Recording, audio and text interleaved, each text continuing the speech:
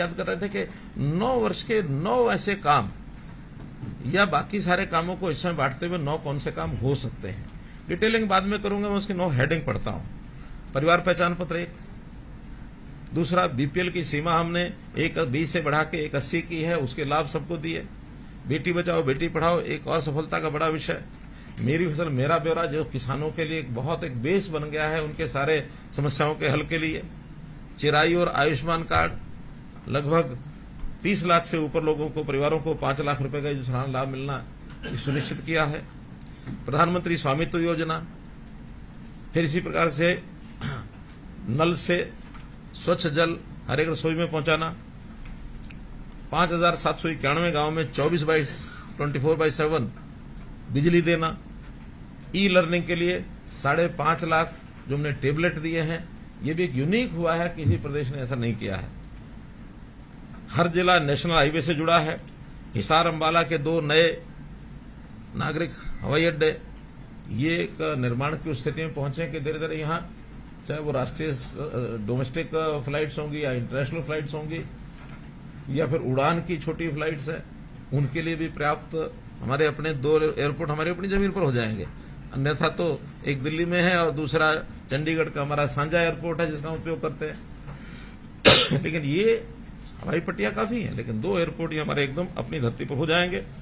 इसके अलावा ये तो 9 का मैंने बताया, इसके अलावा खेल है, व्यापार उद्योग है, लॉ एंड ऑर्डर है, सेना है, कर्मचारी हैं, टूरिज्म है, और ये जो हमारे सत्याग्रही और जो हमारे हिंदी आंदोलनकारी, और फिर मैं न बोलूं तो ठीक नहीं रहेगा, मीडिया के साथ भी हमने राम राम ठीक रखी है। तो इन सब बातों को ध्यान में रखते हैं मैं अब एक एक विषय पर अगर आपसे थोड़ी साझी करता हूं मैं। जैसे मैंने परिवार पहचान पत्र बताया, 71 लाख परिवारों का डाटा एक ही यानी सर्वर पर, एक पोर्टल के माध्यम से हम उनकी सब जानकारियां ले सकते हैं। आज मैंने पर्टिकुलर कोई 2-3 कंडीशन लगा के डाटा निकालता हूं तो 1 मिनट में निकल आता है, इतने परिवार है, इतने मेंबर है, 1 मिनट में निकल आता है। कोई भी श्रेणी जिसकी हमको चिंता करनी, योजना बनानी है, फट हम निकाल लेते हैं। आय के हिसाब से, आयु के हिसाब से, व्यवसाय के हिसाब से, शिक्षा के हिसाब से सब चीजें निकल आती हैं। तो इसी प्रकार से जो योजनाएं और सेवाएं मैंने बताई हैं इसमें सरल पोर्टल में, उसमें से कुछ तो ऐसी हैं जो व्यक्तिगत काम से जुड़ी हैं या परिवार के काम से जुड़ी हैं, कुछ अन्य सेवाएं होती हैं डिपार्टमेंट्स की हैं। तो डिपार्टमेंट्स के अगर निकाल दी जाए तो व्यक्ति से जुड़ी और परिवार से जुड़ी भी 397 सेवाएं हैं और 45 लाख परिवारों ने इसका लाभ उठाया अभी तक। तो इस प्रकार से हमारे परिवार पहचान पत्र में जाकर के लाभ उठाता है। ये जो प्रोएक्टिव होकर के old age pension, 1,40,000 old age pension हमने प्रोएक्टिव बना करके उनके घर में भेजी है।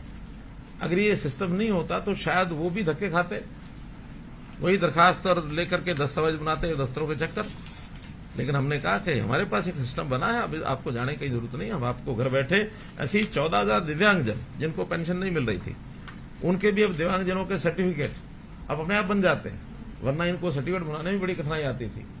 इसी के माध्यम से जैसे किसी को अपना ये पिछड़ा वर्ग का कोई भी सर्टिफिकेट चाहिए, वो उसको अपने आप मिलता है। जातीय प्रमाण पत्र, आय प्रमाण पत्र उसी में से मिलता है। ऐसे बहुत से ऐसे काम हैं जिनको गिनाया जा सकता है, लेकिन परिवार पहचान पत्र जो किसी प्रदेश ने अभी अडॉप्ट कर रहे हैं, सब उसका अध्ययन भी कर रहे हैं।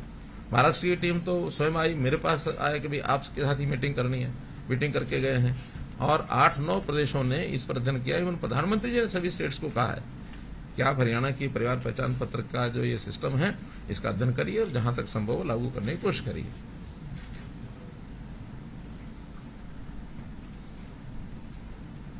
आज यानी आज नए पुश कर रहे हैं। हाँ, जैसे एक हमारे पीएससीएम साहब ने बताया कि आज के दिन 42,431 ओल्ड एज पेंशन को पीपीपी से सेवा को यानी आज भेज रहे हैं, आज भेज रहे हैं। तो कल से उनका काम शुरू होगा। हाँ, तो 42,000 नई पेंशन आज के दिन ये बना रहे हैं। इस पिछले महीने 2 महीने के होंगे। 2 महीने ऐसा होता है ना, जिनके 60 हो जाते हैं फिर उसकी प्रक्रिया में महीना 2 महीना लगता है। लेकिन जो प्रक्रिया सब कंप्लीट होती ही फिर बटन दबाते हैं उसको बैंक में पहुंच जाती है। और ये हर महीने तकरीबन एक बार ये पुश होता है। प्रभावी अगले महीने से होगा, 1 तारीख से। जैसे यह तो पैसे जाएंगे सर, जैसे अभी जो वंचित परिवार हैं उनको जो 7 लाख परिवार ऐसे हैं जिनको कोई ना कोई रोजगार चाहिए, किसी में 2 करने वाले होंगे और गरीब हैं, तो उनको शायद उस लेवल के वो नहीं है कि सरकारी नौकरी प्राप्त कर सकें, वरना तो अब उनको कोई स्किलिंग करा करके और उनको लोन दिलाया जाए, कोई अपना छोटा काम करें, उद्योग करें, या कहीं प्राइवेट नौकरी में जा सकते हैं उसमें खपाएं। तो इस प्रकार के इस योजना के अंतर्गत हमने उनको जो सहायता करनी शुरू की, 1 लाख का टारगेट रखा था। आपको पता 50,000 से ऊपर लोगों को ये लोन मिल चुका है और बाकी सैंक्शन हुआ, उनको जब मिल जाएगा उसकी जानकारी आपको देंगे। 50,000 लोगों को तो ये ऋण जो है डिस्बर्स हो गया। आयुष्मान भारत के साथ हमने योजना जोड़ी थी अपनी चिरायु हरियाणा, जो 15.5 लाख की बजाय, और ये हमारी 38 लाख 38.5 लाख को लाभ मिलेगा। एक नई जो बात की है कि 3 लाख तक, 1.80 से 3 तक भी उसका 50% जो ₹100, इसमें भी लोग जो हैं वो काफी बड़ी मात्रा में आ रहे हैं और बहुत जल्दी उनको ये शुरू हो जाएगा। दयालु योजना, यानी गरीब परिवार में किसी व्यक्ति की डेथ होती है जो 6 वर्ष से ऊपर का है, उनको एज के हिसाब से भी हमने कुछ राशि देनी शुरू किया। ये भी कहीं आज तक योजना शुरू नहीं हुई, लेकिन एक गरीब परिवार का कमाने वाला चला जाए तो उसको 5 लाख रुपए हम देते हैं, ताकि परिवार का कोई व्यवस्था में जमा करा लेंगे तो भी कुछ न कुछ मंथली उसका इंटरेस्ट भी आ सकता है, या जैसी योजना बनाएंगे वो हमने देना शुरू किया है। प्रधानमंत्री स्वनिधि योजना में भी 10,000 रुपया रेडी फड़ी वालों को, 52,000 रेडी फड़ी वालों को ये भी दिया गया है। तो इसी प्रकार से श्रमिकों के लिए भी जो न्यूनतम वेतन है वो हमने तो 61 रुपया है, यानी प्राय डबल है। उच्च कुशल जो थे उनका 6,200 था, 13,600 है। इसी प्रकार पंजीकृत जो श्रमिक है, उनकी बेटी की शादी में जो शगुन था वो भी पहले 51,000 था, बढ़ा करके 1,01,000 किया गया है। एक प्रकार से हर चीज डबल से नीचे हमने नहीं रखी है। नारी का सशक्तिकरण का, यानी ये भी एक प्रकार से जो गरीब परिवार हैं उसी के नाते से, और फिर जो नारी के सशक्तिकरण का विषय है, इन चीजों को भी लगातार बढ़ा रहे हैं। पुलिस थाने 2 से 33 किए हैं। आशा वर्कर्स, इनका वेतन, ये जब हम आए थे उस समय सिर्फ वेतन क्या, मानदेय 500 रुपया था सिर्फ 2014 में, आज 6100 रुपया किया हमने मानदेय। उसके अलावा उनको अलग से जो उनकी योजनाओं की स्कीमों का जो मिलता है इंसेंटिव, वो अलग है। वो अलग अलग प्रकार से, किसी का 5,000 होगा, किसी का 10 होगा, किसी का 20 होगा, 25-30,000 रुपये भी ऐसी हमारी बहनें ले जाती हैं। तो इसलिए इनका भी हमने अभी 6100 रुपया वो कर दिया है। एक योजना हमने हरिहर योजना चलाई। हरिहर योजना यानी ऐसे बच्चे जो अबंडन्ड है, एक अबंडन्ड है, एक सरेंडर्ड है। सरेंडर्ड तो यह है कि माता पिता में से ही कोई आदमी किसी बाल गृह में छोड़ गया, अभी हम नहीं पाल सकते, आप इसको पाल दीजिए, कम से कम उसका परिवार का पता है कौन है कहां है। अबंडन्ड वो है जो कहीं या तो मिल गए या कोई लावारिस छोड़ गए। कई जगह पर ऐसे, वो बच्चे कौन है, कैसे हैं, क्या है, उस विवाद में जाने की आवश्यकता नहीं, लेकिन एक बच्चा है जिसका जन्म हुआ है, उसका पालन पोषण करने के लिए कोई सिस्टम तो हमारे बाल गृह है, सारे देश भर में है। लेकिन बाल गृहों में व्यवस्था क्या थी अभी तक कि 18 वर्ष के बाद उनकी कोई जिम्मेवारी नहीं। 18 वर्ष के बाद कहते थे चलो बाहर जाओ, और जाकर के अपने आप करो जो कुछ करना। हमने कहा कि नहीं, ये भी एक ऐसी जिसका आगे पीछे कुछ नहीं है, उसको 18 वर्ष के बाद भी संभाले, कोई तो संभाले। तो 18 से 25 तक की संभाल ये हरिहर योजना के अंतर्गत हमने उन बालकों के लिए कि 18 वर्ष होने के बाद पढ़ाई वो करता ही है, मैट्रिक अथवा +2 उसने कर लिया होगा, मैट्रिक कर लिया होगा तो ग्रुप डी, और 12वीं ये +2 कर लिया होगा तो ग्रुप सी। ये नौकरी उसको एक्स ग्रेशिया नौकरी अपने आप हम दे देंगे। अभी पिछले साल हमने ऐसे 11 बच्चों को ये नौकरी दी है। और आगे भी इसका सारा रजिस्ट्रेशन वगैरह सब हमारे पास डाटा होता है। हर वर्ष जितने बच्चे उसमें 18 वर्ष के होते जाएंगे उनको काम देते जाएंगे। उसके आगे पढ़ाई करने का भी स्कोप उनका है। अगर वो पढ़ना चाहते हैं तो सरकारी खर्च पर पढ़ेंगे। वो पढ़ने के बाद आगे कंपटीशन में ग्रुप सी लें, ग्रुप ए लें, ग्रुप बी लें या ग्रुप ए लें, ये उनकी अपनी परफॉर्मेंस पर है। लेकिन डी और सी ये उनको सुनिश्चित हमने कर दी कि उनको ये नौकरी मिलेगी। 25 साल तक उनकी जो कमाई होगी, अगर वो सैलरी लेते हैं, वो अपना जमा रखेंगे। खर्च सारा सरकार करेगी जब तक 25 साल के होते हैं या उनकी शादी उससे पहले हो जाए। बाल आश्रम गृह वाले वो हमारी शादी की व्यवस्थाएं आपस में करते हैं। जब उनकी शादी हो जाती है तो फिर उनका एक परिवार अपना बस जाता है, उसके बाद वो इंडिपेंडेंट है। तो ये हरियर योजना एक यूनियो की योजना हमने बनाई है। हमारे यहाँ जो आंगनवाड़ी इसको अपग्रेड करके प्ले वे स्कूल 4000 की पहले हमने बनाए हैं और एक नए 4000 की घोषणा की है। कल ही एक कार्यक्रम में घोषणा की है कि आगे से प्ले वे स्कूल जो हैं उनका नाम रहेगा बाल वाटिका। और उसमें चूंकि नई शिक्षा नीति में अब ये प्ले वे स्कूल जो हैं यानी बाल वाटिका जो है वो शिक्षा विभाग के अंतर्गत ही आएंगे, लेकिन सहज से आएंगे। जब तक वो बाल वाटिका में शामिल नहीं होते, आंगनवाड़ी में है, तब तक उसमें रहेंगे। जैसे वो आंगनवाड़ी से और स्कूलों में जाते जाएंगे फिर वो शिक्षा विभाग के साथ जुड़ जाएंगे।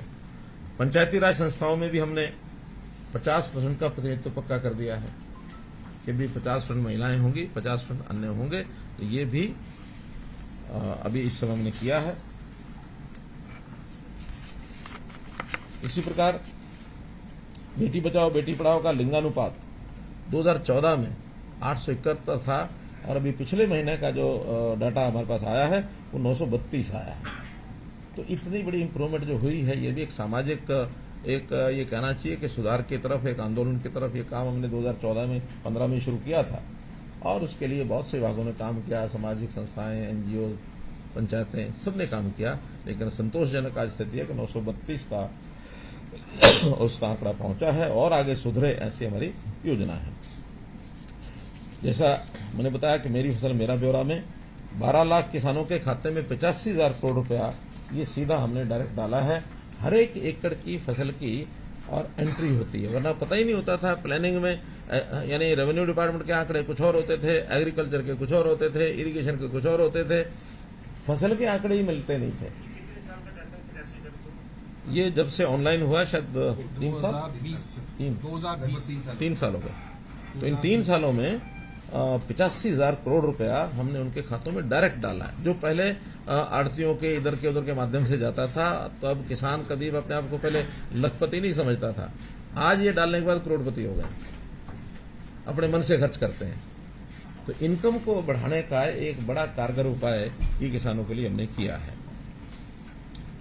प्राकृतिक आपदा 2013 में जो सिर्फ 6,000 रुपए थी और 13 के नवंबर इन्होंने 10,000 घोषणा की थी, लेकिन उसके बाद कोई एक पैसा दिया नहीं था। हमने आते ही उसको 10,000 का 12,000 किया था, बाद में 15,000 किया। यानी जो 6,013 में था आज वो 15,000 रुपया है। और उसके साथ साथ जो प्रधानमंत्री फसल बीमा योजना ये भी उसके बाद शुरू हुई, उसमें तो जो प्रीमियम भर के अपना कोई नुकसान का यानी मुआवजा लेता है उसको पर्याप्त मात्रा में मिलता है, 20,000, 25,000, 30,000, 40,000 तक भी मिल जाता है। वो डिपेंड करता है कि पूरे एरिया में कैसा नुकसान हुआ, क्या फसल है और उस क्रॉप कटिंग में किस प्रकार से उसको मिलता है। यानी 15,000 तो न्यूनतम हम देते ही देते हैं। तो बहुत बड़ा एक लाभ उनको मिला है। अभी तक इस 9 साल में हम इस मुआवजे में 11,000 करोड़ रुपया किसानों के खाते में डाल चुके हैं, 11,000 करोड़ रुपया, जबकि पिछली सरकार ने कुल मिलाकर के अपने 10 साल में 1158 करोड़ रुपए डाले थे। We are 10 times.